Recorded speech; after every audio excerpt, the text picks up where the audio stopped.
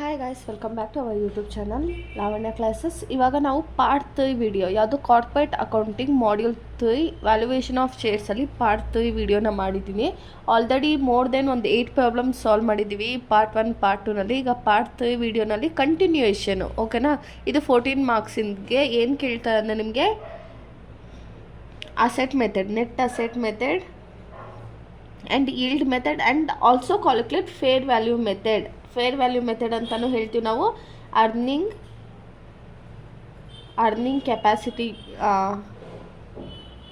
Capacity method ಅಂತಲೂ ಹೇಳ್ತೀವಿ. ನೀವಿನ್ನ ನಮ್ಮ ಚಾನಲ್ಗೆ ಸಬ್ಸ್ಕ್ರೈಬ್ ಆಗಿಲ್ಲ ಅಂದರೆ ಸಬ್ಸ್ಕ್ರೈಬ್ ಆಗಿ, ವಿಡಿಯೋ ಇಷ್ಟ ಆದರೆ ಲೈಕ್ ಮಾಡಿ, ಶೇರ್ ಮಾಡಿ. ಇವಾಗ ಕ್ವಶನಲ್ಲಿ ಏನು ಕೊಟ್ಟಿದ್ದಾರೆ, summarised balance sheet of X limited has on 31/3/2025 40,000 shares of 10 each 4 lakh reserve.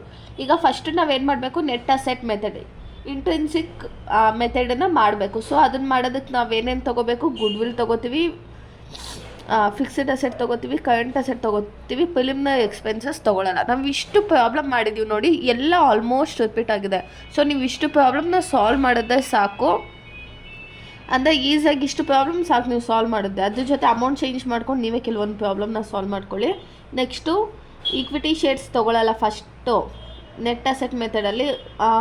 Reserve fund ತೊಗೊಳ್ಳಲ್ಲ, P&L ತೊಗೊಳ್ಳಲ್ಲ, ಡಿಬೆಂಚರ್ಸ್ ತೊಗೋತೀವಿ, ಕರೆಂಟ್ ಲಯಬಿಲಿಟಿ ತೊಗೊಳ್ತೀವಿ. ಅಡ್ಜಸ್ಟ್ಮೆಂಟ್ ಏನು ಕೊಟ್ಟಿದ್ದಾನೆ, purpose of valuation of shares, fixed asset were valued of 5 lakh. Fixed asset 4,50,000 ಇದ್ದಿದ್ದು ಇವಾಗ 5 lakh ಆಗಿದೆ ಅಂತೆ. Next goodwill at 1,50,000, 1 lakh ಇದ್ದಿದ್ದು 1,50,000 rupees ಆಗಿದೆ. There is a necessity to RBD and the reserved bad ಡೆಪ್ಟ್ at 10% on debentures of 75,000. Debentures ಇಲ್ಲಿ ಕೊಟ್ಟಿಲ್ಲ, ಇಲ್ಲೇ ಕೊಟ್ಬಿಟ್ಟಿದ್ದಾನೆ. ಏನಂತ, 75,000ಅಲ್ಲಿ 10% ಅಷ್ಟು ಏನು ಮಾಡ್ತಿದ್ದಾನೆ, ಅವನು ಪೇ ಮಾಡಿಲ್ವಂತೆ. ನೆಕ್ಸ್ಟ್ ಏನು ಕೊಟ್ಟಿದ್ದಾನೆ, ಸೊ ಡೆಟಾರ್ಸ್ ಒಂದು ಕೊಟ್ಟಿದ್ದಾನೆ, ತೊಗೊಳ್ಬೇಕು ನಾವು. Next it found that stock was overvalued 9,000. Stock ಕೊಟ್ಟಿರಲಿಲ್ಲ, ಇಲ್ಲಿ ತೊಗೋತೀವಿ. ಇವಾಗ ಫಸ್ಟ್ ಸ್ಟೆಪ್ಪು ಅಂದರೆ ನೆಟ್ ಅಸೆಟ್ ಮೆಥಡ್ಗೆ ಏನೇನು ಬೇಕಿತ್ತು ಎಲ್ಲ ಸಿಕ್ತು. Next the net profit for 3 years were 69,000, 71,800, 90,200 respectively. After taxation out of this profit 20% was placed to reserve. ಇದು ಸೆಕೆಂಡ್ ಈಲ್ಡ್ ಮೆಥಡಲ್ಲಿ ಕ್ಯಾಲ್ಕುಲೇಷನ್ ಆಫ್ ಪ್ರಾಫಿಟಲ್ಲಿ ನಮಗೆ ಡೈರೆಕ್ಟಾಗಿ ಕೊಟ್ಟಿಲ್ಲ. ಕ್ಯಾಲ್ಕುಲೇಷನ್ ಆಫ್ ಆ್ಯಾವ್ರೇಜ್ ಪ್ರಾಫಿಟಲ್ಲಿ total profit divided by number of years ಅಂತ formula ಹಾಕೊಂಡು ತೊಗೊಳ್ತೀವಿ, ಓಕೆನಾ. ನೆಕ್ಸ್ಟು ರಿಸರ್ವ್ಸು 20% ಅಂತೆ. The proportion been consider reasonable in the industry in which the company engaged out where normal rate of returns 10% ಇದೆಯಂತೆ, ಓಕೆನಾ. ಇವಾಗ ನಾವಿವಾಗ ಏನೇನು ಮಾಡಬೇಕು ಅಂದರೆ ನೆಟ್ ಅಸೆಟ್ ಮೆಥಡ್ ಮಾಡಬೇಕು, ಈಲ್ಡ್ ಮೆಥಡ್ ಮಾಡಬೇಕು, ಪ್ಲಸ್ ಇದ್ರ ಜೊತೆಗೆ fair value of shares or earning capacity ಮೆಥಡ್ನ ಮಾಡಬೇಕು, ಓಕೆನಾ. ಇವಾಗ ಫಸ್ಟು ನಾವು ನೆಟ್ ಅಸೆಟ್ ಮೆಥಡ್ಗೆ ಕಾಲಮ್ ಹಾಕೊಳ್ಳೋಣ.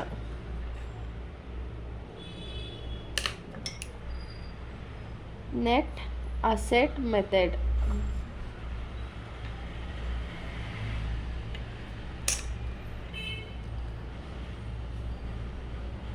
ನೆಸ್ ಅಸೆಟ್ ಮೆಥಡಲ್ಲಿ ಏನು ತೊಗೊಳ್ತೀವಿ, ಪರ್ಟಿಕ್ಯುಲರ್ಸ್ ಅಮೌಂಟ್.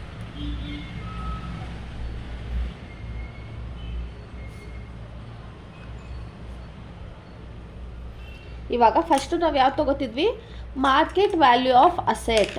ಇಲ್ಲಿ ನೋಡಿ, ಇದು ಒಂದು ಕಾನ್ಸೆಪ್ಟ್ ತಿಳ್ಕೊಂಡೆ ಸಾಕು, ಎಲ್ಲದಕ್ಕೂ ಅದೇ. ನಿಮಗೆ ಇದು ಚೇಂಜ್ ಆಗುತ್ತೆ, ಫಾರ್ಮುಲಾ ಚೇಂಜು ಏನೂ ಇಲ್ಲ. ಇಲ್ಲಿ ಅದೇ 3 ಮೆಥಡ್ ಕ್ಲೀನಾಗಿ ನೋಡಿಕೊಂಡೆ ಸಾಕು. ಇವಾಗ ಫಸ್ಟ್ ಯಾವುದು, market asset method, market value of assets. ಅದರಲ್ಲಿ ಯಾವ್ದ್ಯಾವ್ದಿದೆ, ಫಸ್ಟು ಗುಡ್ ವಿಲ್ ಇದೆ. ಅದು ಅಡ್ಜಸ್ಟ್ಮೆಂಟಲ್ಲಿ ಏನು ಹೇಳಿದ್ದಾನೆ, ಗುಡ್ ವಿಲ್ 1 lakh ಇದ್ದಿದ್ದು ಇವಾಗ 1,50,000 ಆಗಿದೆಯಂತೆ. Good will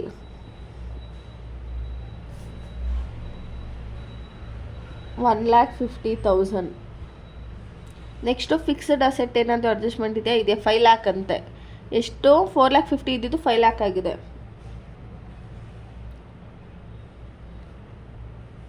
fixed asset 5 lakh. Next current asset ಎಷ್ಟಿದೆ, 1,90,000 ಇದೆ. ಕರೆಂಟ್ ಅಸೆಟ್ ರಿಲೇಟೆಡ್ ಏನೂ ಇಲ್ಲ.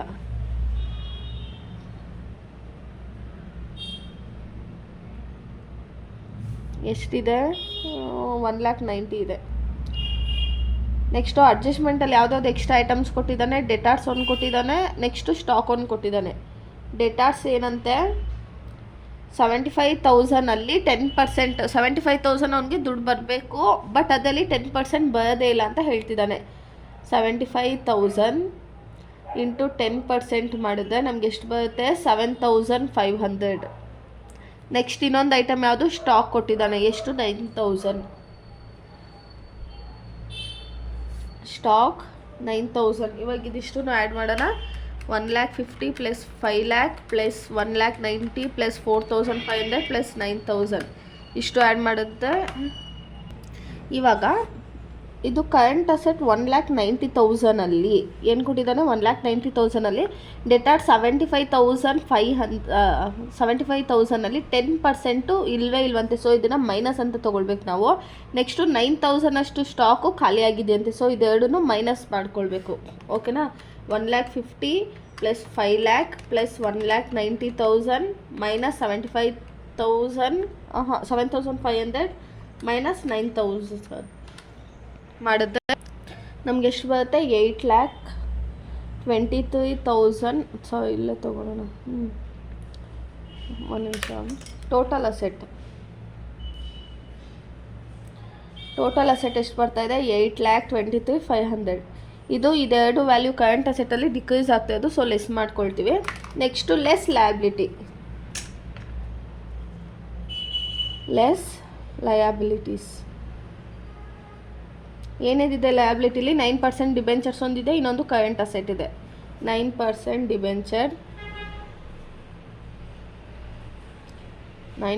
ಡಿಬೆಂಚರ್ಸ್ ಎಷ್ಟು? 1,00,000. Next current liability. ಇದೆರಡು ರಿಲೇಟೆಡು ಯಾವುದೂ ಅಡ್ಜಸ್ಟ್ಮೆಂಟಲ್ಲಿ ಕೊಟ್ಟಿಲ್ಲ. ಸೊ ಇದರಲ್ಲಿ ಏನಿದೆಯೋ ಅದನ್ನೇ ತೊಗೊಳ್ಳೋಣ. 1,30,000 ಎಷ್ಟು ಬರುತ್ತೆ? ಇದೆರಡೂ ಆ್ಯಡ್ ಮಾಡುತ್ತೆ. ಟೋಟಲ್ ಲಯಬಿಲಿಟೀಸ್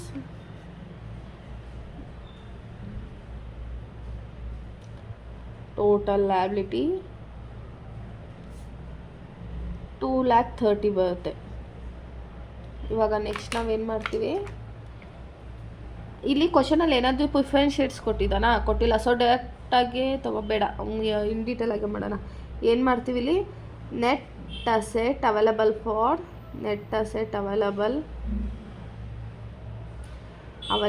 ಫಾರ್ ಈ share holders.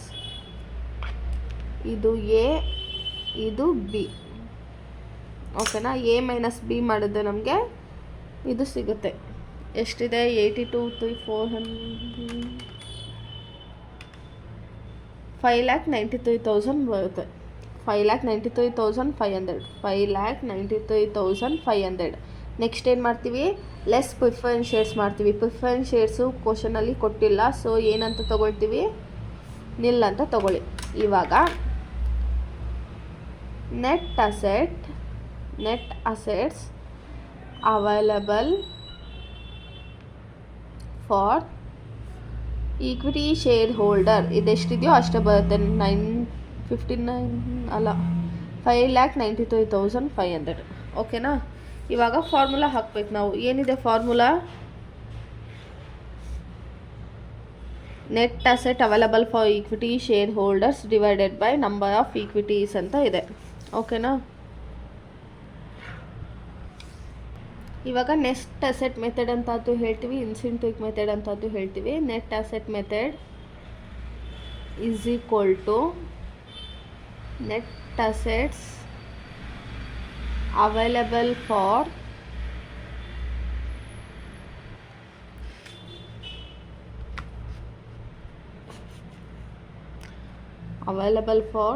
Equity share holders divided by number of equity shares.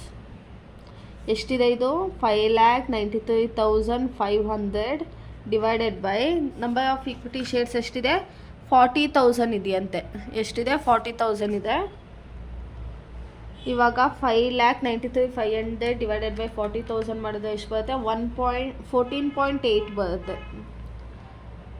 ಅಂದರೆ ಒಂದು ಶೇರ್ ವ್ಯಾಲ್ಯೂ ಎಷ್ಟಾಗಿದೆ ಇವಾಗ? 14.8 ಆಗಿದೆ. ಸೊ ಅವ್ನು ಪರ್ಚೇಸ್ ಮಾಡಿದಾಗ ಎಷ್ಟಿತ್ತು 10 ಇತ್ತು, ಇವಾಗ ಎಷ್ಟಾಗಿದೆ 14.8 ಆಗಿದೆ.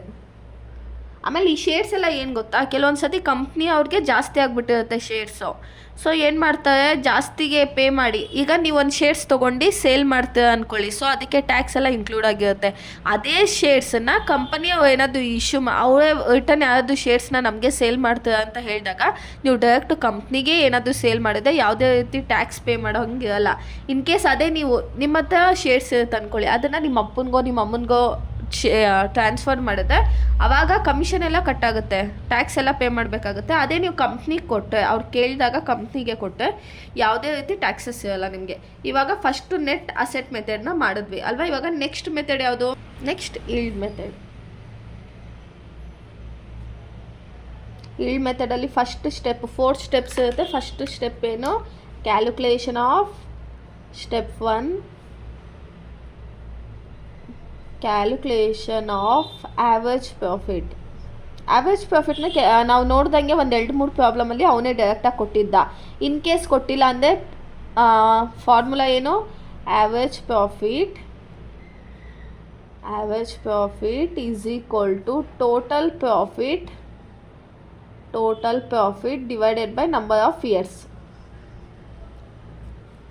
ಇವಾಗ ಕ್ವಶನಲ್ಲಿ ಏನು ಕೊಟ್ಟಿದ್ದಾರೆ ನೋಡಿ, the net profit for the 3 years were 69,000, 71,800, 90,200.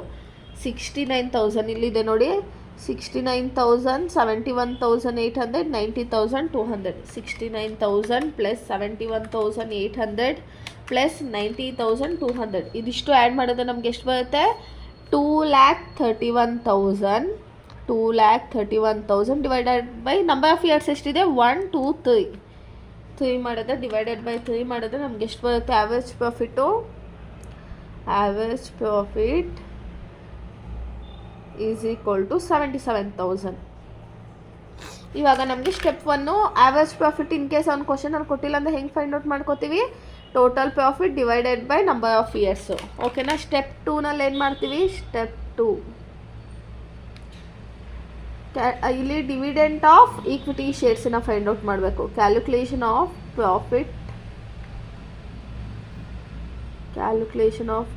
Profits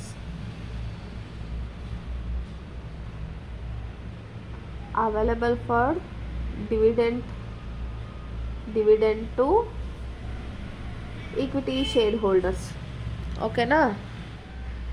ಇವಾಗ ಫಸ್ಟು ಇದರಲ್ಲಿ ಪರ್ಟಿಕ್ಯುಲರ್ಸ್ ಅಮೌಂಟ್ ತೊಗೊಳ್ತೀವಿ. ಪರ್ಟಿಕ್ಯುಲರ್ ಅಮೌಂಟ್ ಫಸ್ಟ್ ಯಾವ್ದು ತೊಗೊಳ್ತೀವಿ, ಪರ್ಟಿಕ್ಯುಲರ್ಸಲ್ಲಿ ಆ್ಯಾವ್ರೇಜ್ ಪ್ರಾಫಿಟ್ ಎಷ್ಟಿದೆ, 77,000 ಇದೆ. ಕ್ವಶನಲ್ಲಿ ಟ್ಯಾಕ್ಸ್ ಕೊಟ್ಟಿದ್ದ ಲೆಸ್ ಮಾಡ್ಕೋತೀವಿ, ಇಲ್ಲ ಜನರಲ್ ರಿಸರ್ವ್ ಕೊಟ್ಟಿದ್ದ ಲೆಸ್ ಮಾಡ್ಕೋತೀವಿ, ಪ್ರಿಫರೆನ್ಸ್ ಶೇರ್ಸ್ ಕೊಟ್ಟಿದ್ದ ಲೆಸ್ ಮಾಡ್ಕೋತೀವಿ, ಕೊಟ್ಟಿಲ್ಲ ಅಂದರೆ ತೊಗೊಳ್ಳಲ್ಲ ಅಷ್ಟೇ. ಆಯಿತಾ. ಇವಾಗ ಯಾವ್ದು ಕೊಟ್ಟಿದ್ದಾನೆ,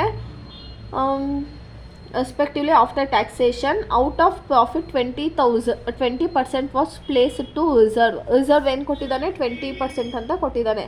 less reserve at 20% into 77,000 into 20% ಮಾಡಿದ್ರೆ 15,400 ಬರುತ್ತೆ. ಓಕೆನಾ. ಇವಾಗ ನಮಗೆ ನೆಕ್ಸ್ಟು ಪ್ರಿಫರೆನ್ಸ್ ಶೇರ್ಸ್ ಕೊಟ್ಟಿದ್ದಾನ, ಕೊಟ್ಟಿಲ್ಲ, ಸೊ ಬಿಟ್ಟಾಕಿ. ನೆಕ್ಸ್ಟು ಟ್ಯಾಕ್ಸ್ ಕೊಟ್ಟಿದ್ದಾನ, ಕೊಟ್ಟಿಲ್ಲ, ಬಿಟ್ಟಾಕಿ. ಇವಾಗ ಇದರಿಂದ 77,000 ಮೈನಸ್ 15,400 ಮಾಡಿದ್ರೆ ನಮಗೇನು ಬರುತ್ತೆ, profit available for dividend to equity share holders ಎಷ್ಟು ಬರುತ್ತೆ, ಲೆಸ್ ಮಾಡಿದ್ರೆ 61,600 ಬರುತ್ತೆ. ಇವಾಗ ಸೆಕೆಂಡ್ ಸ್ಟೆಪ್ಪನ್ನು ಮುಗಿಸಿದ್ವಿ. ಥರ್ಡ್ ಸ್ಟೆಪ್ ಏನು, calculation of capitalised profit formula ಏನು ನೋಡಿ. ಫಾರ್ಮುಲಾ ಒಂದು ಸತಿ ಕಲ್ತ್ಕೊಬಿಟ್ರೆ ಸಾಕು. ಇನ್ ಕೇಸ್ ಏನಾದರೂ ಫಾರ್ಮುಲಾ ರಿಲೇಟೆಡ್ ಕ್ಲಾಸು ಬೇಕು ಅಂದರೆ, ಈಗ ಫಿನಾನ್ಷಿಯಲ್ ಮ್ಯಾನೇಜ್ಮೆಂಟಲ್ಲೂ ಅಷ್ಟೇ ನಿಮಗೆ ಫಾರ್ಮುಲಾಸ್ ಜಾಸ್ತಿ ಇದೆ ಅಲ್ವಾ. In case formulas related class ಬೇಕಂದರೆ ಕಮೆಂಟ್ ಮಾಡಿ, ಖಂಡಿತ ಅದಕ್ಕಂತ ಒಂದು ಅಂದರೆ ಈಸಿಯಾಗಿ ನೆನ್ಪಿಟ್ಕೋಬೇಕು. ಶಾರ್ಟ್ಕಟ್ ಕೀಸು ಶಾರ್ಟ್ ಫಾರ್ಮಲ್ಲಿ ಹೇಳ್ಕೊಡ್ತೀನಿ. ಓಕೆನಾ. Next step 3 calculation of calculation of capitalised profit. Formula ಏನಿದೆ ಇದ್ದಿದ್ದು, capitalised profit is equal to profit available for dividend to equity share holders divided by normal rate of return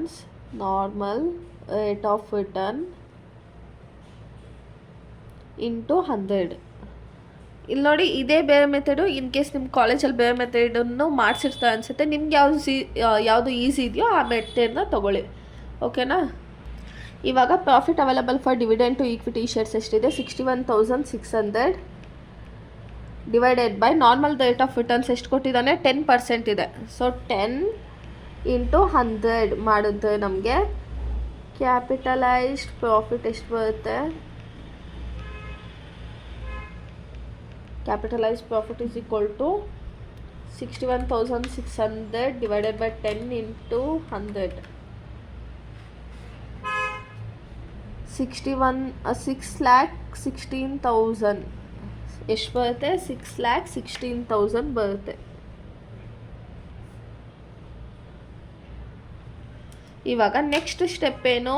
calculation of market value per share. Market value per share ಎಷ್ಟಿದೆ ಅಂತ ನೋಡೋಣ.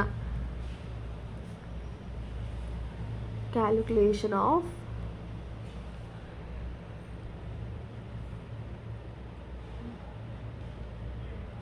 Market value per share. Formula ಏನು? Market value is equal to capitalised profit. ನೋಡಿ, ಒಂದು ಫಾರ್ಮುಲಾಯಿಂದ ಇನ್ನೊಂದು ಫಾರ್ಮುಲಾಗೆ ಹೇಗೆ link ಇದೆ ಅಂತ ಡೈರೆಕ್ಟಾಗಿ ನೀವು ಮಾಡೋದಕ್ಕೆ ಆಗಲ್ಲ. Divided by number of equity shares. ಈಗ ಎಷ್ಟಿದೆ ಕ್ಯಾಪಿಟಲೈಸ್ಡ್ ಪ್ರಾಫಿಟ್ಟು? 6,16,000 ಇದೆ. Divided by number of equity shares ಎಷ್ಟಿದೆ? 4,000 ಇದೆ. 6,16,000 ಡಿವೈಡೆಡ್ ಬೈ 4,000 ಮಾಡಿದ್ರೆ ಎಷ್ಟು ಬರುತ್ತೆ? 6,16,000 ಡಿವೈಡೆಡ್ ಬೈ 40,000. ಇದು 40,000 ಮಾಡಿದ್ರೆ ಮಾರ್ಕೆಟ್ ವ್ಯಾಲ್ಯೂ 15.4 ಪರ್ ಶೇರ್ ಎಷ್ಟಿದೆಯಂತೆ? ಶೇರ್ಗೆ 15.4 ಇದೆಯಂತೆ. ಅವ್ನು ತೊಗೊಳ್ಳುವಾಗ ಎಷ್ಟಿತ್ತು? 10 ರೂಪೀಸ್ ಇತ್ತು. ಇವಾಗ 15.4 ರೂಪೀಸ್ ಆಗಿದೆ. ಓಕೆನಾ? ನೆಕ್ಸ್ಟು ಈಲ್ಡ್ ಮೆಥಡ್ ಮುಗಿಸಿದ್ವಿ. ನೆಕ್ಸ್ಟ್ ಯಾವುದು ಮೆಥಡು? ನೆಕ್ಸ್ಟ್ ಮೆಥಡ್ ಯಾವುದು? Fair value of shares. ಇದ್ಯಾವುದು? Third method.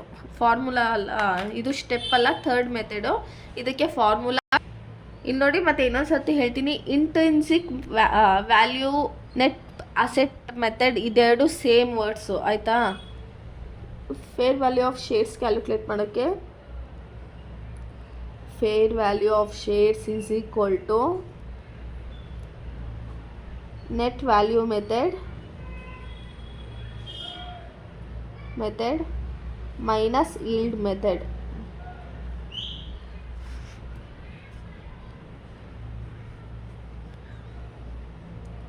ಕಾಣಿಸ್ತಿದಲ್ಲ ವಿಡಿಯೋ?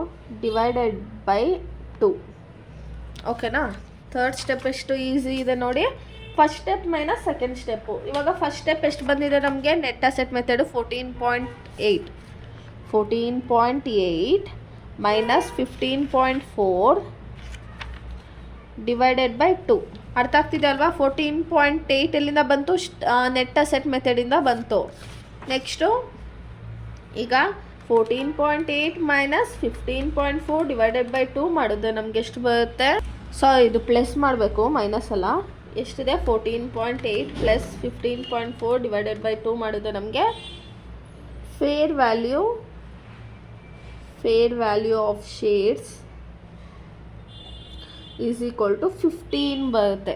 15.1 ಬರುತ್ತೆ. ಓಕೆನಾ, ಅರ್ಥ ಆಯ್ತಾ? ಸ್ಟೆಪ್ 3ನಲ್ಲಿ ಇದಿಷ್ಟಕ್ಕೇ ನಿಮಗೆ ಎಷ್ಟು ಮಾರ್ಕ್ಸು, 14 ಮಾರ್ಕ್ಸನ್ನು ಈಸಿಯಾಗಿ ಸ್ಕೋರ್ ಮಾಡ್ಕೋಬೋದು, 8 ಮಾರ್ಕ್ಸನ್ನು ಈಸಿಯಾಗಿ ಸ್ಕೋರ್ ಮಾಡ್ಕೋಬೋದು. ಇವಾಗ ನೆಕ್ಸ್ಟ್ ಕ್ವಶನ್ಗೆ ಹೋಗೋಣ. ಇವಾಗ ನೆಕ್ಸ್ಟ್ ಕ್ವಶನ್ ನೋಡಿ, 11th ಕ್ವಶನ್ ನಾವು ಮಾಡ್ತಿರೋದು. Share capital issue subscribed and paid up 2000 shares of 100 each. ಎಷ್ಟಿದೆ? 2 lakh ಇದೆ.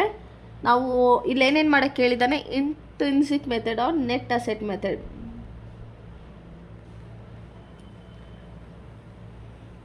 ಓಕೆನಾ, ನೆಕ್ಸ್ಟ್ ಏನಿದೆ? ಜನರಲ್ ರಿಸರ್ವು ನೆಟ್ ಅಸೆಟ್ ಮೆಥಡಲ್ಲಿ ತೊಗೊಳ್ಳಲ್ಲ, P&L ತೊಗೊಳ್ಳಲ್ಲ, ಸಂಡೇ ಕ್ರೆಡಿಟರ್ಸ್ ತೊಗೊಳ್ತೀವಿ, ಇನ್ಕಮ್ ಟ್ಯಾಕ್ಸ್ ರಿಸರ್ವ್ಡ್ ತೊಗೊಳ್ತೀವಿ. ಓಕೆನಾ, ಲ್ಯಾಂಡ್ ಆ್ಯಂಡ್ ಬಿಲ್ಡಿಂಗ್ ತೊಗೋತೀವಿ, ಪ್ಲ್ಯಾಂಟ್ ಆ್ಯಂಡ್ ಮಿಷಿನರಿ ತೊಗೋತೀವಿ, ಪೇಟೆಂಟ್ ಆ್ಯಂಡ್ ಟ್ರೇಡ್ ಮಾರ್ಕ್ ತೊಗೋತೀವಿ, ಸ್ಟಾಕ್ ತೊಗೊಳ್ತೀವಿ, ಡೆಟಾರ್ಸ್ ತೊಗೊಳ್ತೀವಿ, ಬ್ಯಾಂಕ್ ತೊಗೋತೀವಿ, ಪ್ರಿಲಿಮಿನರಿ ಎಕ್ಸ್ಪೆನ್ಸಸ್ ತೊಗೊಳ್ಳಲ್ಲ. ಇಲ್ಲಿ ನೋಡಿ, ನೀವು ಫಾರ್ಮೆಟ್ ನೋಡಬೇಕು ಅನ್ನೋ ಅವಶ್ಯಕತೆನೇ ಇಲ್ಲ. ನಾನು ಇವಾಗ ಏನು ಒಂದು 12 ಪ್ರಾಬ್ಲಮ್ ಮಾಡಿಸ್ತೀನಲ್ಲ, ಅದು ನೋಡ್ಕೊಬಿಟ್ಟೆ ಸಾಕು, ಯಾವ್ದು ತೊಗೋಬೇಕು ಯಾವ್ದು ತೊಗೋಬಾರ್ದು ಅಂತ ನಿಮಗೆ ಗೊತ್ತಾಗೋಗುತ್ತೆ. The expert valuer values the land and building 240. ಇಲ್ಲಿ ನೋಡಿ, 110 ಇದ್ದಿದ್ದು ವ್ಯಾಲ್ಯೂ ಇವಾಗ ಏನಾಗಿದೆ? 240 ಆಗಿದೆ.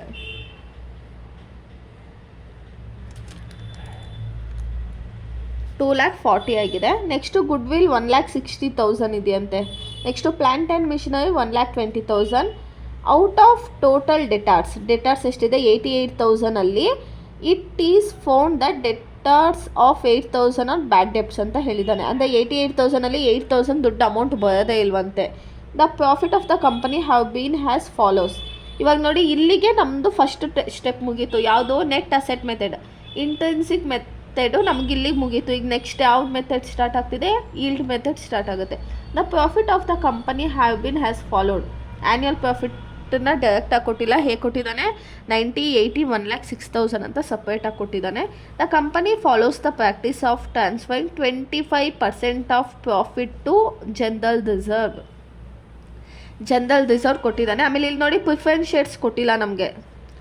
Next shares of the company ಇಷ್ಟು ಕೊಟ್ಟಿದ್ದಾನೆ. ಈಗ ನಾವು intrinsic, yield method, fair value ಮೆಥಡನ್ನು ಫೈಂಡ್ ಔಟ್ ಮಾಡಬೇಕು. ಇವಾಗ first intrinsic value method or net asset method ತೊಗೊಳ್ಳೋಣ. ಸೊ ಅದರಲ್ಲಿ ಏನು ತೊಗೋತೀವಿ? First market value of asset. ಅಂದರೆ ನಾವು ಫೇಸ್ ವ್ಯಾಲ್ಯೂ ತೊಗೊಳ್ಳೋದಿಲ್ಲ, ಮಾರ್ಕೆಟ್ ವ್ಯಾಲ್ಯೂ. ಆವಾಗ ಏನು ಓಡ್ತಾ ಇದೆ ಮಾರ್ಕೆಟಲ್ಲಿ ಅಂತ. ಈಗ ಐಫೋನ್ 1.5 ಲಕ್ಷ ತೊಗೊಂಡಿರ್ತೀರಪ್ಪ. 2 ವರ್ಷ ಆದಮೇಲೆ ಏನಾಗುತ್ತೆ? 1.5 ಲಕ್ಷ ಇರೋದು ಒಂದು 80,000ಗೆ ಬಂದು ನಿಂತ್ಕೊಳ್ಳುತ್ತೆ. ಸೊ ಆವಾಗ ಮಾರ್ಕೆಟ್ ವ್ಯಾಲ್ಯೂ ಏನಿದೆ ಅಂತ ನೋಡ್ಕೊಂಡು ತೊಗೋತೀವಿ ಹೊರತು ಇವಾಗಲಿಂದ ನಾವು ತೊಗೊಳ್ಳಲ್ಲ. ಈಗ ಅಸೆಟಲ್ಲಿ ಯಾವ್ದಾದ್ರು ತೊಗೋಬೇಕು? ಲ್ಯಾಂಡ್ ಆ್ಯಂಡ್ ಬಿಲ್ಡಿಂಗ್ ಎಷ್ಟಿದೆ? 1,10,000 ಇದೆ. ಬಟ್ ಕ್ವಶನಲ್ಲಿ ಅಡ್ಜಸ್ಟ್ಮೆಂಟಲ್ಲಿ ಏನು ಕೊಟ್ಟಿದ್ದಾನೆ? 240 ಅಂತ ಕೊಟ್ಟಿದ್ದಾರೆ. So land and building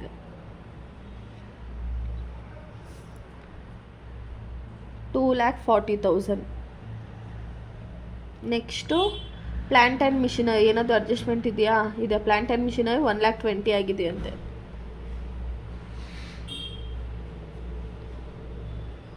plant and machinery ಎಷ್ಟಿದೆ? 1,20,000. 1,30,000 ಇದ್ದಿದ್ದು 1,20,000 ಆಗಿದೆ. ನೆಕ್ಸ್ಟು ಅಡ್ಜಸ್ಟ್ಮೆಂಟಲ್ಲಿ ಗುಡ್ ವಿಲ್ ಕೊಟ್ಟಿದ್ದಾನೆ. ಅದು ಇಲ್ಲಿ ರೆಕಾರ್ಡ್ ಆಗಿಲ್ಲ, ಸೊ ನಾವು ಇಲ್ಲಿ ತೊಗೊಳ್ತೀವಿ ಗುಡ್ ವಿಲ್. ಕೆಲವೊಂದು ಸತಿ ಏನು ಗೊತ್ತಾ? ಎಂಟ್ರೀಸ್ನ ಫಿಲ್ ಮಾಡುವಾಗ ಕೆಲವೊಂದು ಎಂಟ್ರಿನ ಉದ್ದಿಸ್ಕೊಂಡ್ಬಿಟ್ಟಿರ್ತಾರೆ. ಸೊ ಅದನ್ನು ಅಡ್ಜಸ್ಟ್ಮೆಂಟಲ್ಲಿ ಕೊಟ್ಟು ಪ್ಯಾಚಪ್ ಮಾಡ್ತಾರೆ. ಇವಾಗ ಗುಡ್ ವಿಲ್ ಆಯಿತು, ಮಿಷಿನರಿ ಆಯಿತು. ಪೇಟೆಂಟ್ ಆ್ಯಂಡ್ ಟ್ರೇಡ್ ಮಾರ್ಕ್ ಎಷ್ಟಿದೆ? 20,000 ಇದೆ.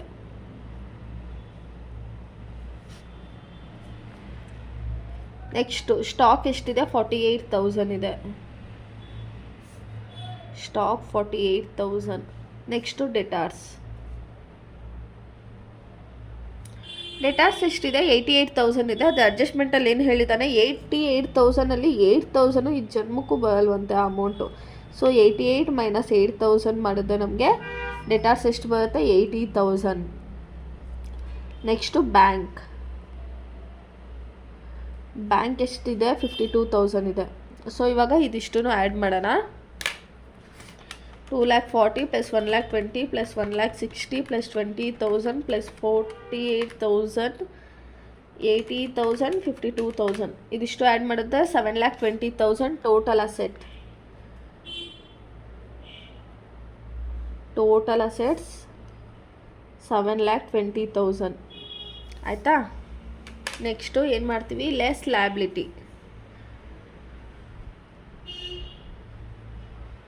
Less liabilities.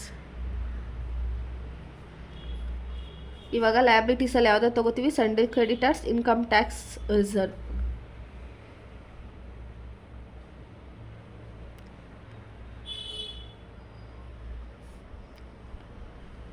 Income tax reserve. Sunday creditors ಎಷ್ಟಿದೆ, 1,28,000 ಇದೆ. ಇನ್ಕಮ್ ಟ್ಯಾಕ್ಸ್ ರಿಸರ್ವು 60,000 ಇದೆ. 1,28,000 ಪ್ಲಸ್ 60,000 ಮಾಡಿದ್ರೆ 1,88,000 ಬರುತ್ತೆ ಟೋಟಲ್ ಲ್ಯಾಬಿಲಿಟೀಸ್. ನಮಗೆ ಕ್ವಶನಲ್ಲಿ ಪ್ರಿಫರೆನ್ಸ್ ಶೇರ್ಸ್ನ ಕೊಟ್ಟಿಲ್ಲ. ಇದೆಷ್ಟು, 1,88,000.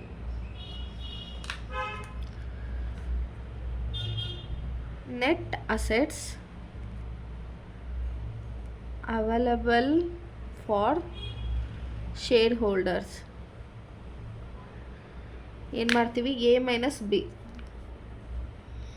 A minus B. ಇವಾಗ 7,20,000 ಜೊತೆ 1,88,000ನ ಲೆಸ್ ಮಾಡಿದ್ರೆ ಎಷ್ಟು ಬರುತ್ತೆ, 5,32,000 ಬರುತ್ತೆ. ಯಾಕಿದೆ ಹಿಂಗೆ ಮೂವ್ ಆಗ್ತಾ ಇದೆ. Next less preference shares. ಕ್ವಶನಲ್ಲಿ ಕೊಟ್ಟಿಲ್ಲ, ಸೊ ನಿಲ್ಲ ಅಂತ ತೊಗೊಳ್ಳಿ. ತೊಗೊಳ್ಳಿ, ಕೊಟ್ಟಿಲ್ಲ ಅಂದರೆ ತಲೆನೇ ಕೆಡ್ಸ್ಕೊಳಕ್ಕೆ ಹೋಗ್ಬಿಡಿ, ಆಯಿತಾ. ಇವಾಗ ಟೋಟಲ್ ಏನು ಬರುತ್ತೆ, ನೆಟ್ ಅಸೆಟ್ಸ್ ಅವೈಲಬಲ್ ಫಾರ್, ಇಲ್ಲಿ ಶೇರ್ ಹೋಲ್ಡರ್ಸ್ ಇದೆಯಲ್ಲ, ಫಾರ್ ಈಕ್ವಿಟಿ ಶೇರ್ ಹೋಲ್ಡರ್ಸ್ ಅಂತ ಇಲ್ಲಿ ಆ್ಯಡ್ ಮಾಡ್ಕೋತೀವಿ.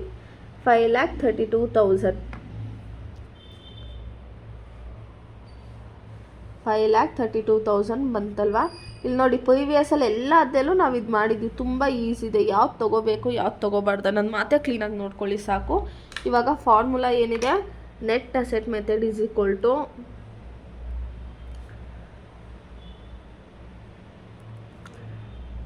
Net asset available for equity share holders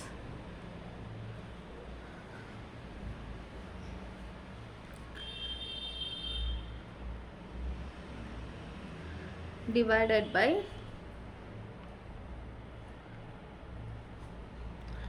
number of years. ಎಷ್ಟಿದೆ net asset available for equity share holder, 5,32,000. 5,32,000 divided by number of equity shares. Number of equity shares ಎಷ್ಟಿದೆ, 2,000 ಇದೆ. ಇವಾಗ 5,32,000 divided by 2,000 ಮಾಡಿದ್ರೆ ಎಷ್ಟು ಬರುತ್ತೆ, 266 ಬರುತ್ತೆ. Net asset method is equal to 266. ಇಲ್ಲಿ ನೋಡಿ, ಅವ್ನು ಪರ್ಚೇಸ್ ಮಾಡುವಾಗ ಎಷ್ಟಿತ್ತು, 100 ರೂಪೀಸ್ ಇತ್ತು. ಇವಾಗ ಎಷ್ಟಿದೆ, 266 ಇದೆ. ಸೊ ಅವನಿಗೆ ಪ್ರಾಫಿಟ್ ಆಗುತ್ತೆ, ಬೇಕಂದರೆ ಸೇಲ್ ಮಾಡ್ಕೋಬೋದು, ಆಯಿತಾ. ಇವಾಗ ನೆಕ್ಸ್ಟ್ ಏನು ಮಾಡೋಣ, ನೆಕ್ಸ್ಟು ಈಲ್ಡ್ ಮೆಥಡಲ್ಲಿ 4 ಸ್ಟೆಪ್ಸ್ ಬರುತ್ತೆ. ಸ್ಟೆಪ್ 1 ಏನು,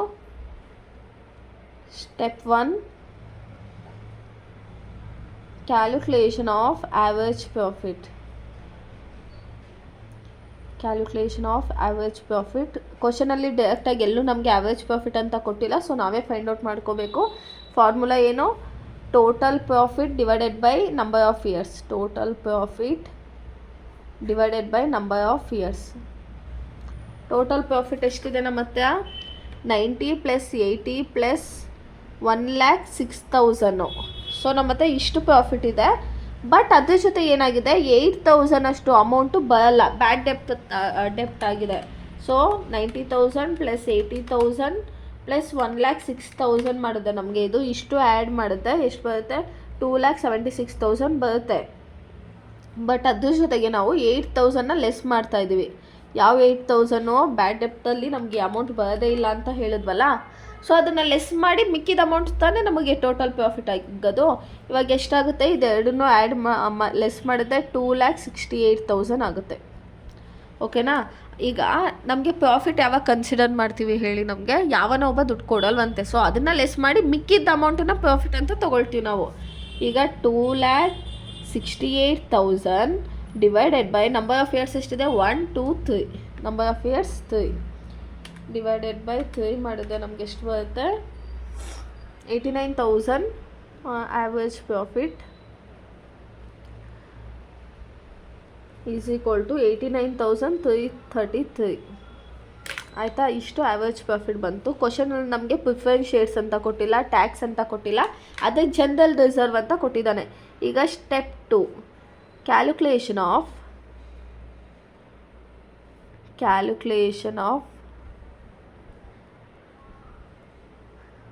profit available for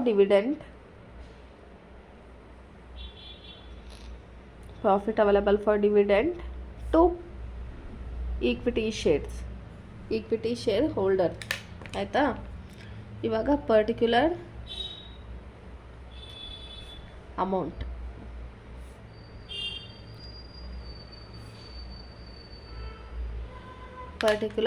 ತೊಗೊಂಡ್ವಲ್ಲ,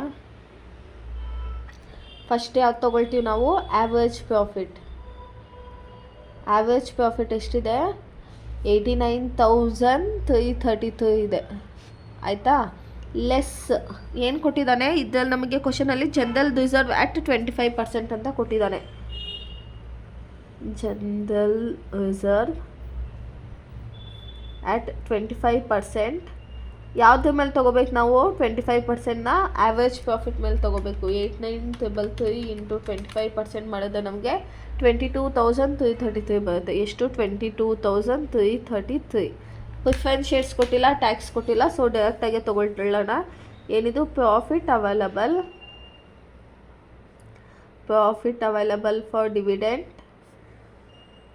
for dividend to equity share holder ಎಷ್ಟು ಬರುತ್ತೆ ಲೆಸ್ ಮಾಡಿದ್ರೆ ನಮಗೆ 67,000 ಬರುತ್ತೆ. 89,333 ಮೈನಸ್ 22,333 67,000 ಬಂತು. ಇವಾಗ ನೆಕ್ಸ್ಟು ಯಾವ ಸ್ಟೆಪ್ ಮಾಡಬೇಕು ಕ್ಯಾಪಿಟಲೈಸ್ಡ್ ಪ್ರಾಫಿಟ್ ಮಾಡಬೇಕು. ಅರ್ಥ ಆಗ್ತಾ ಇದೆ ಅಲ್ವಾ ನಿಮಗೆ? ಫಸ್ಟ್ 2 ವೀಡಿಯೋಸ್ ನೋಡ್ಕೊಂಡು ಆಮೇಲೆ ಬನ್ನಿ, ಅವಾಗ ಈಸಿಯಾಗಿ ಅರ್ಥ ಆಗುತ್ತೆ. ಮತ್ತು ಯಾಕೆ ಜಾಸ್ತಿ ಪ್ರಾಬ್ಲಮ್ ಮಾಡಿದ್ದೀನಿ ಅಂದರೆ ನಿಮಗೂ ಪ್ರಾಕ್ಟೀಸ್ ಆದಂಗೆ ಆಗುತ್ತೆ ಅಂತ. ಇವಾಗ ನೆಕ್ಸ್ಟು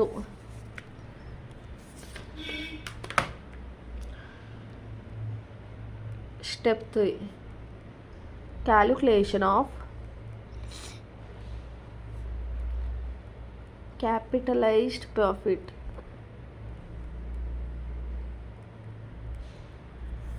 ಫಾರ್ಮುಲಾ ಏನು? Capitalised profit is equal to profit available for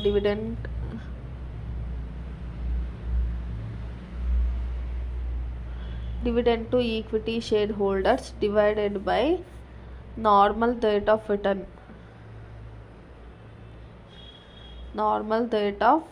returns into 100.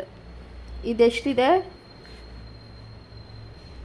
Profit available for dividend to equity shares ಎಷ್ಟಿದೆ ನಮಗೆ 67,000 divided by normal rate of returns ಎಷ್ಟು ಕೊಟ್ಟಿದ್ದಾರೆ ಕ್ವಶನಲ್ಲಿ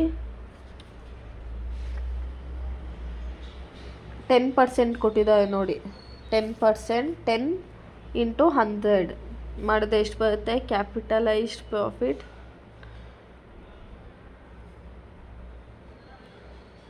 is equal to 67 divided by 100 10 into 100 ಮಾಡಿದ್ರೆ 6,70,000 ಬರುತ್ತೆ.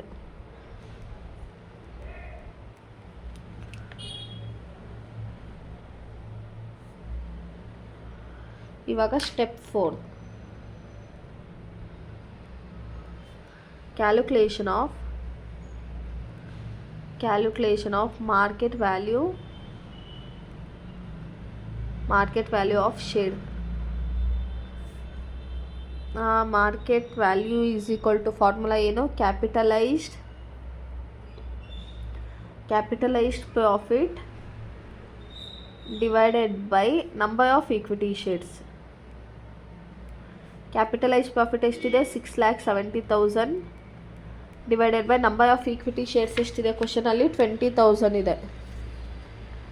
20,000 ಮಾಡಿದ್ರೆ ನಮಗೆ ಎಷ್ಟು ಬರುತ್ತೆ? 33.5 333. ಮಾರ್ಕೆಟ್ ವ್ಯಾಲ್ಯೂ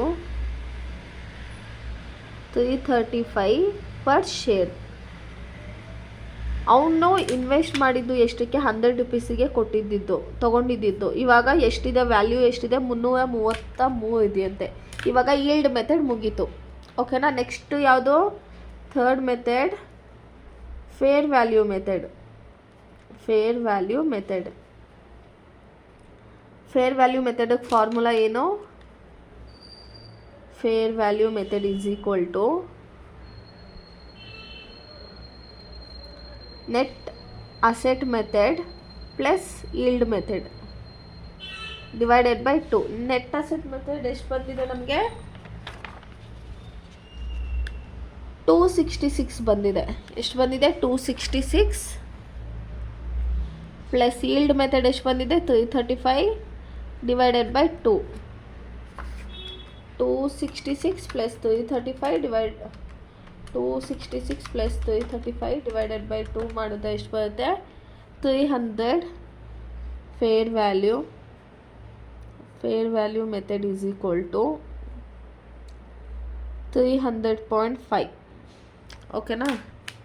ಸೊ ಇವಾಗ ಕ್ವಶನ್ ಅರ್ಥ ಆಗ್ತಿದೆ ಅಲ್ವಾ ನಿಮಗೆ. ಇದೊಂದು ಎಕ್ಸ್ಟ್ರಾ ಆ್ಯಡ್ ಮಾಡಿ, ಫೇರ್ ವ್ಯಾಲ್ಯೂ ಒಂದನ್ನು ಎಕ್ಸ್ಟ್ರಾ ಆ್ಯಡ್ ಮಾಡಿ ನಿಮಗೆ ಎಷ್ಟು ಮಾರ್ಕ್ಸನ್ನ ಕೊಡ್ತಾ ಇದ್ದಾರೆ, 14 ಮಾರ್ಕ್ಸ್ ಕೊಡ್ತಾ ಇದೆ. ಈಗ ಇನ್ನೊಂದು ಪ್ರಾಬ್ಲಮ್ ಮಾಡಿ ಈ ಚಾಪ್ಟರ್ನೇ ವೈಂಡ್ ಅಪ್ ಮಾಡೋಣ.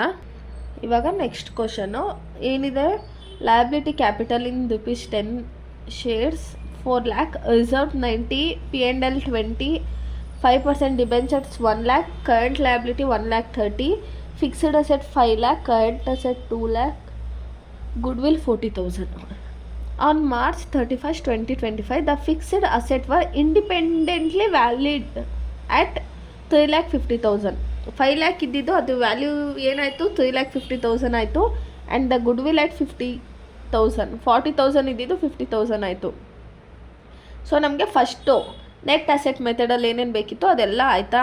ಯಾವುದಾದ್ರು ತೊಗೋತೀವಿ, ಡಿಬೆಂಚರ್ಸ್ ತೊಗೋತೀವಿ, ಕರೆಂಟ್ ಲಯಬಿಲಿಟಿ ತೊಗೋತೀವಿ, ಮತ್ತು ಇದು ಮೂರನ್ನು ತೊಗೋತೀವಿ. ಆಯಿತಾ. ಅಡ್ಜಸ್ಟ್ಮೆಂಟಲ್ಲಿ ಕೆಲವೊಂದು ಚೇಂಜಸ್ ಇದೆ, ಅದನ್ನು ತೊಗೊಂಡ್ರೆ ನಮಗೆ ಫಸ್ಟ್ ಮೆಥಡ್ ಮುಗಿಯುತ್ತೆ. ಯಾವುದು, ನೆಟ್ ಅಸೆಟ್ ಮೆಥಡ್ ಮುಗಿಯುತ್ತೆ. ನೆಕ್ಸ್ಟ್ ಏನು ಕೊಟ್ಟಿದ್ದಾನೆ, the net profit for the 3 years var 51,600, 52,000, 51,650, of which 20% was placed under reserve. ಅದರಲ್ಲಿ ಏನು ಕೊಟ್ಟಿದ್ದಾನೆ, ರಿಸರ್ವ್ಡ್ ಎಷ್ಟು, ಆ್ಯಾವ್ರೇಜ್ ಪ್ರಾಫಿಟ್ ಡೈರೆಕ್ಟಾಗಿ ಕೊಟ್ಟಿಲ್ಲ, 3 years ಕೊಟ್ಟಿದ್ದಾನೆ. So total profit divided by number of years ಮಾಡಿದ್ರೆ ಆ್ಯಾವ್ರೇಜ್ ಪ್ರಾಫಿಟ್ ಬರುತ್ತೆ. ಇವಾಗ ರಿಸರ್ವ್ಸು 20% ಅಂತೆ, ಆ್ಯಾವ್ರೇಜ್ ಪ್ರಾಫಿಟ್ ಮೇಲೆ 20% ಅಂತೆ.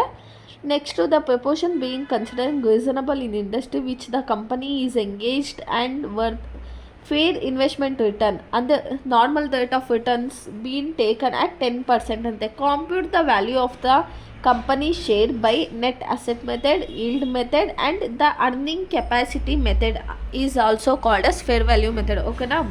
ಇವಾಗ ಫಸ್ಟ್ ಮೆಥಡ್ನ ಮಾಡೋಣ. ಸೊ ಫಸ್ಟಲ್ಲಿ ಏನು ತೊಗೊಳ್ತೀವಿ ನಾವು, ಮಾರ್ಕೆಟ್ ವ್ಯಾಲ್ಯೂ ಆಫ್ ಅಸೆಟ್. ಯಾವುದಿದೆ, ಫಿಕ್ಸ್ಡ್ ಅಸೆಟ್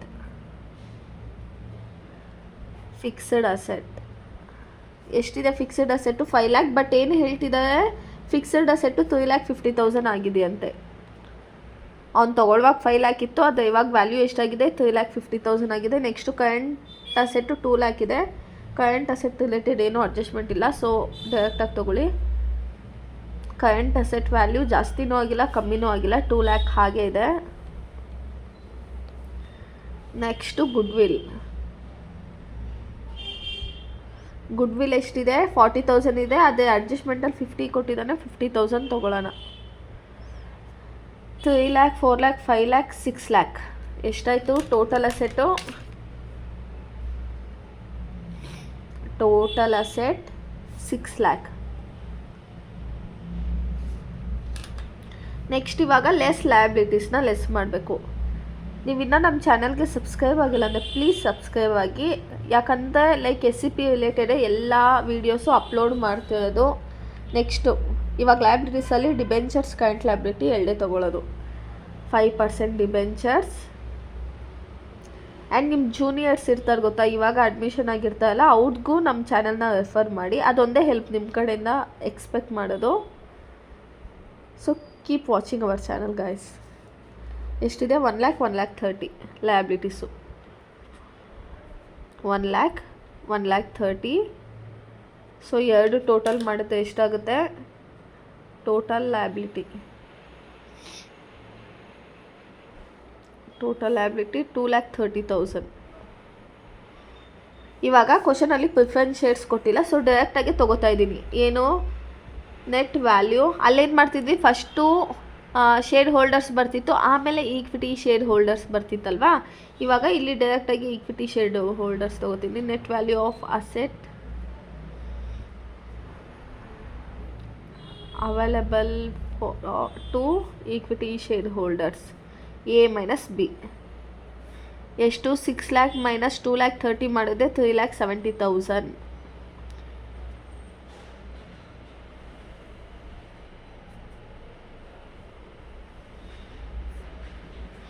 ಹ್ಯಾಂಡ್ ರೈಟಿಂಗ್ ಅರ್ಥ ಆಗಿಲ್ಲ ಅಂದರೆ ಸ್ವಲ್ಪ ಅಡ್ಜಸ್ಟ್ ಮಾಡ್ಕೊಬಿಡಿ, ಓಕೆನಾ?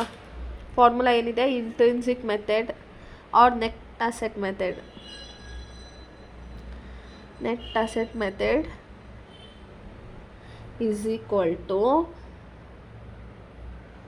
net value of asset available for equity shareholders to equity shareholders divided by number of equity shareholder. ಎಷ್ಟಿದೆ ಇದು? 3,70,000 divided by number of equity share holders ಎಷ್ಟಿದೆ? ಇಲ್ಲಿ ನೋಡಿ, ಇಲ್ಲಿ ಕೊಟ್ಟಿಲ್ಲ. 4 lakh ಅಂತೆ, 10 rupees ಅಂತೆ. ಸೊ ನಾವೇನು ಮಾಡ್ಕೋತೀವಿ? 4 lakh ಡಿವೈಡೆಡ್ ಬೈ 10 ಮಾಡಿದ್ರೆ 1010 ಕ್ಯಾನ್ಸಲ್ ಆಗುತ್ತೆ, 40,000 ಬರುತ್ತೆ. ಅವ್ನು ಕೊಟ್ಟಿಲ್ಲ ಅಂದೇನು, ನಾವೇ ಮಾಡ್ಕೊಳ್ಳೋಣ ಅಷ್ಟೇ. 3,70,000 ಡಿವೈಡೆಡ್ ಬೈ 40,000 ಮಾಡಿದ್ರೆ 9.25 ಬರುತ್ತೆ. ಅವನು 10ಗೆ ಇದು ಮಾಡಿದ್ದ. ಇವಾಗ ನೆಟ್ ಅಸೆಟ್ ಮೆಥಡ್ ಎಷ್ಟು ಬರುತ್ತೆ? 9.25. ಅರ್ಥ ಆಗ್ತಾ ಇದೆ ಅಲ್ವಾ? Next yield method. ಈಲ್ಡ್ ಮೆಥಡಲ್ಲಿ ಫಸ್ಟ್ ಸ್ಟೆಪ್ ಯಾವುದು? Step 1 calculation of average profit. Calculation of average profit. Formula ಏನಿದೆ? Total profit divided by number of years. Total profit ಎಷ್ಟಿದೆ? 51,600, 52,000, 51,650. 51,600 plus 52,000 plus 51,650 divided by number of years ಎಷ್ಟಿದೆ? 1 2 3 years ಇದೆ. ಇವಾಗ ಅದಷ್ಟು add ಮಾಡೋಣ. 51,600 plus 52,000 plus 51,650 divided by 3 ಮಾಡಿದ್ರೆ ಎಷ್ಟು ಬರುತ್ತೆ ನಮಗೆ? Average profit is equal to 51,750. ಓಕೆನಾ? Next step 2. ಸ್ಟೆಪ್ 2 ಏನು ಮಾಡ್ತೀವಿ ನಾವು? Calculation of profit available. ಇಲ್ಲಿ ನೋಡಿ, ಇದರಲ್ಲಿ ಪ್ರಿಫರೆನ್ಸ್ ಶೇರ್ಸ್ ಕೊಟ್ಟಿಲ್ಲ, ಓಕೆನಾ? ಕ್ಯಾಲ್ಕುಲೇಷನ್ ಆಫ್ ಪ್ರಾಫಿಟ್ಸ್ ಅವೈಲಬಲ್ ಅಂತ ಅದು ತೊಗೊಳ್ಳಿ, ಇಲ್ಲಾಂದರೆ profit of equity share holder ಅಂತ ಡೈರೆಕ್ಟಾಗಿ ತೊಗೋತಾ ಇದ್ದೀನಿ. Particular amount. ಆಮೇಲೆ ಬೈಕೊಳಕ್ಕೆ ಹೋಗಬೇಡಿ, ನನ್ನ ವಾಯ್ಸ್ಗಿಂತ ಹೊರಗಡೆ ಸೌಂಡೇ ಜಾಸ್ತಿ ಬರುತ್ತೆ ಅಂತ. ನಮ್ಮ ಮನೆ ಮೇನ್ ರೋಡಲ್ಲಿರೋದ್ರಿಂದ ನಿಮಗೆ ನನ್ನ ವಾಯ್ಸ್ಗಿಂತ ನನ್ನ ಹೊರಗಡೆ ಸೌಂಡೇ ಜಾಸ್ತಿ ಕೇಳುತ್ತೆ. ಈಗ ಫಸ್ಟ್ ಯಾವ್ದು ತೊಗೋತೀವಿ? Average profit. ಆ್ಯಾವ್ರೇಜ್ ಪ್ರಾಫಿಟ್ ಎಷ್ಟಿದೆ? 51,750 ಇದೆ. ನೆಕ್ಸ್ಟು ಲೆಸ್ಸು ಜನರಲ್ ರಿಸರ್ವ್ ಮಾತ್ರ ಕೊಟ್ಟಿದ್ದಾರೆ. ಜನರಲ್ ರಿಸರ್ವ್ ಎಷ್ಟು ಪರ್ಸೆಂಟ್ ಇದೆ? 20% ಅಂತೆ. 20% ಇಂಟು 51,750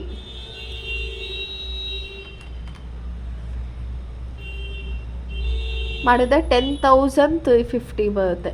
ಇವಾಗ 51,750 ಬೈ 10,350 ಮಾಡಿದ್ರೆ ನಮಗೆ ಯಾವುದಿದು? Profit available to equity share holders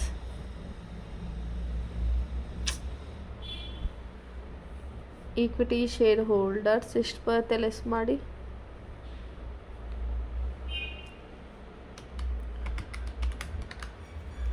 41,400 ಬರುತ್ತೆ. 41,400 ಓಕೆನಾ. ಇವಾಗ next step capitalised profit. Step 3 calculation of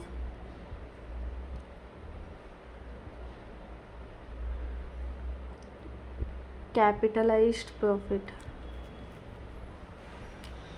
formula ಏನು? Capitalised profit is equal to profit available for equity share holder to equity shareholder divided by normal rate of returns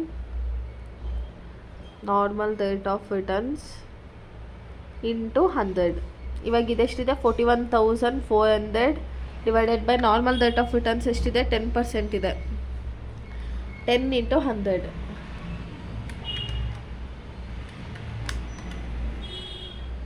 ಎಷ್ಟು ಬರುತ್ತೆ ನಮಗೆ? 4,14,000 ಬರುತ್ತೆ capitalised profit.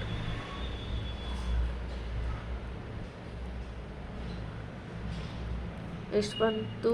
4,14,000.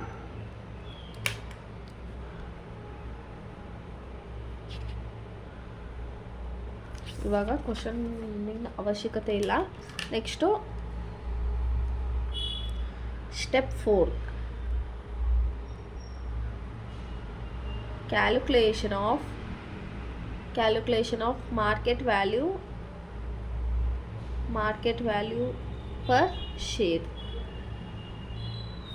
Market value per share is equal to capitalized profit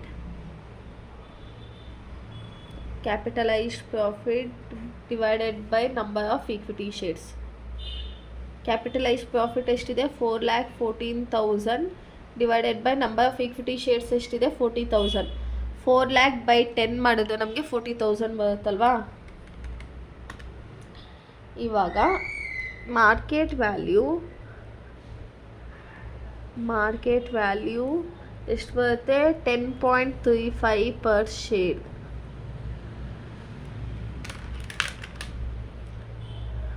ಅವನು ಎಷ್ಟು 10 ರೂಪೀಸಿಗೆ purchase ಮಾಡಿದ್ದ. ಎಷ್ಟಿದೆ ಇವಾಗ? 10.35 ಇದೆ. ಆ ಮಾರ್ಕೆಟ್ ವ್ಯಾಲ್ಯೂ ಅಷ್ಟಿದೆ. ನೆಟ್ ಅಸೆಟ್ ಮೆಥಡಲ್ಲಿ ಇಂಟ್ರಿನ್ಸಿಕಲ್ಲಿ ಎಷ್ಟಿದೆ ವ್ಯಾಲ್ಯೂ? 9.25 ಇದೆ. ಇವಾಗ next third method earning capacity method.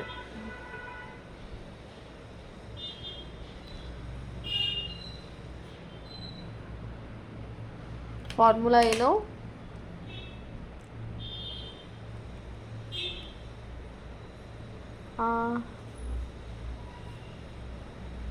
ಯಾವುದಿದು?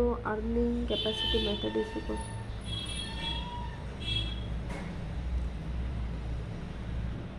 Plus yield method. Like almost ಇದರಿಂದ ನಾವು ಎಷ್ಟು ಪ್ರಾಬ್ಲಮ್ನ ಸಾಲ್ವ್ ಮಾಡಿದ್ದೀವಿ? 12 ಪ್ರಾಬ್ಲಮ್ ಸಾಲ್ವ್ ಮಾಡಿದ್ದೀವಿ. ಇಲ್ಲೆಷ್ಟಿದೆ? 9.25 ಇದೆ. 9.25 plus 10.35 divided by 2. 9.25 plus 10.35 divided by 2 ಮಾಡಿದ್ರೆ ಎಷ್ಟು ಬರುತ್ತೆ? 9.8. ಅರ್ನಿಂಗ್ ಕೆಪಾಸಿಟಿ ಮೆಥಡ್ 12 ಪ್ರಾಬ್ಲಮ್ಸ್ ಮಾಡಿದ್ದೀವಿ. ಇಷ್ಟು ಪ್ರಾಬ್ಲಮ್ ನೋಡ್ಕೊಳ್ಳಿ ಸಾಕು. ಲೈಕ್ ಚೆನ್ನಾಗಿ ಸ್ಕೋರ್ ಮಾಡ್ಬೋದು. ಆಮೇಲೆ ಏನು ಗೊತ್ತಾ, ಎಕ್ಸಾಮ್ ನಾಳೆ ಅಂದಾಗ ಜಾಸ್ತಿ ವೀಡಿಯೋ ನೋಡೋಕ್ಕೆ ಹೋಗಬೇಡಿ. ಆವಾಗ ಪ್ರಾಕ್ಟೀಸ್ ಮಾಡ್ಕೊಳ್ಳಿ. ಮುಂಚೆ ಎಲ್ಲನೂ ಚೆನ್ನಾಗಿ ವರ್ಕೌಟ್ ಮಾಡಿ ಎಕ್ಸಾಮ್ ಟೈಮಲ್ಲಿ ಪ್ರಾಕ್ಟೀಸ್ ಮಾಡಿ. ಇವಾಗ ಕಂಪ್ಲೀಟ್ ವ್ಯಾಲ್ಯೂಯೇಷನ್ ಆಫ್ ಶೇರ್ಸನ್ನು ವೈಂಡ್ ಅಪ್ ಮಾಡೋಣ. ಲೈಕ್ 12 ಪ್ರಾಬ್ಲಮ್ ಸಾಲ್ವ್ ಮಾಡಿದ್ದೀವಿ. ಏನಾದರೂ ಡೌಟ್ ಇದೆ ಕಮೆಂಟ್ ಸೆಕ್ಷನಲ್ಲಿ ಕಮೆಂಟ್ ಮಾಡಿ. ವಿಡಿಯೋ ಇಷ್ಟ ಆದರೆ ಲೈಕ್ ಮಾಡಿ, ಶೇರ್ ಮಾಡಿ. Keep watching guys. Thank you.